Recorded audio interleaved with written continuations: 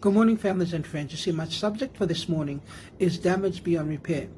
See, have you ever looked at your life and thought, there's no fixing this, I am too damaged?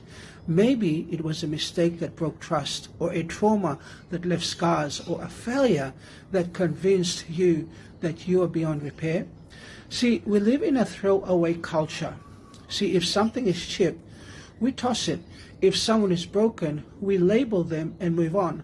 But not God. You see, there's a story in the Bible where a prophet, which is Jeremiah, visits a potter's house.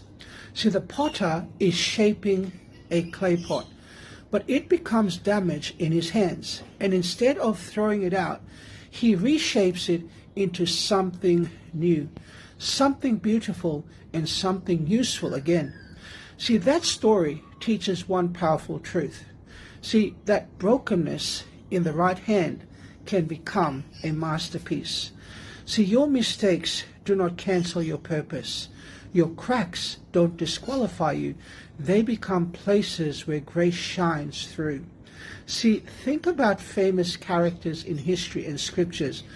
Moses, for example, was a murderer, yet he became a deliverer. Rahab was rejected, yet she became a part of Jesus' family line. Peter denied Jesus, yet he became a church leader. See, the question is what changed, and the answer is whose hands they placed their life in. Because transformation doesn't begin when you become perfect. It begins when you become willing. So if today you feel damaged, if you feel the world has written you off, if you feel life is a ruined piece of clay, remember this, that you are not defined by what you've been, but by what you can become in the hand of a potter. See, you are still in his hands. You are still being shaped. And you are, without a question, not damaged beyond repair. God bless.